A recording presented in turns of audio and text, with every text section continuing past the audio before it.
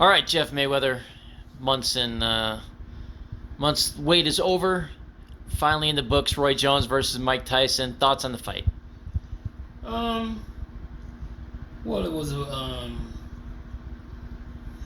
a fight that, of course, most importantly, in, which is something that I actually wanted more than anything, did happen, and that is the fact that both guys came out unscathed. Nobody came, they can go home to their kids and with and just talk about the fight and fortunately nobody actually won. So So nobody got knocked out. There was no real dramatic moments in the fight. But no. overall, what did you think of the efforts put out there by each man? Did we see some kind of glimpses of their greatness, or Well, what did you see? that part I didn't see, and that is the part in which I did thought I was going to see, is the fact that you were going to see a big punch from Tyson or some super hand speed from Roy. I mean, don't get me wrong. I mean, I think Roy. I see a little more of Roy than I seen of Mike, because Roy was using his jab pretty good every once in a while, getting in, getting out, and making Tyson miss. But I still was, even though I didn't want to see either guy get hurt, just my expectation was that Mike Tyson at some point was going to land a punch that, was going to hurt Roy or vice versa. But um, nothing happened. Nothing happened in that sense. Even though I didn't want it to happen, I still, in my heart, just felt that it was going to happen. And so I guess at the end of it, basically, things went exactly how I wanted them to go, but not how I anticipated. Well, the commission was so adamant that this was just an exhibition, that they Right. weren't going to be trying to kill each other. Most of us didn't believe Tyson could do that, but did he do that? We didn't see the ferociousness out of him necessarily, even though most people thought he won. But he, not the viciousness that Right. we've I seen on him. Do you mean, think he held back, I or mean, both of them?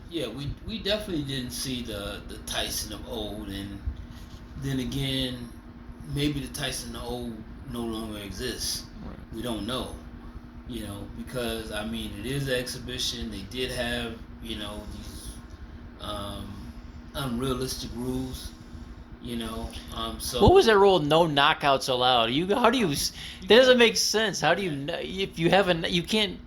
yeah, You hit because someone just right, you have a knockout. yeah, I mean, if I'm gonna hit you and my intention is to hurt you, how can you have a no knockout rule? Right.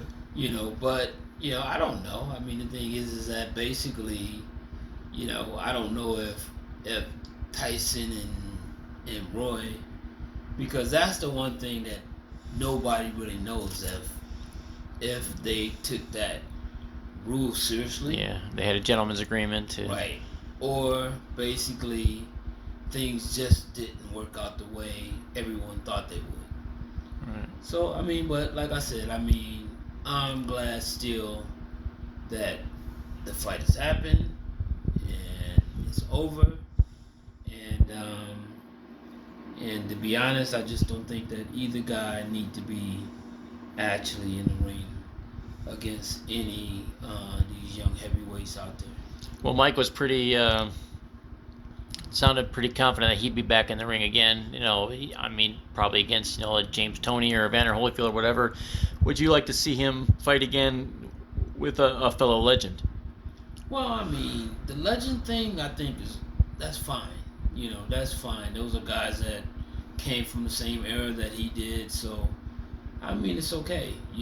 But I mean, but but if the knockout rule is actually been implemented, I don't think that they need to be doing it. I think that they should just you know, enjoy the fruits of their labor and continue to stay legends in the way that they already are, as opposed to because if that's the case, they're tainting their legacy, I think.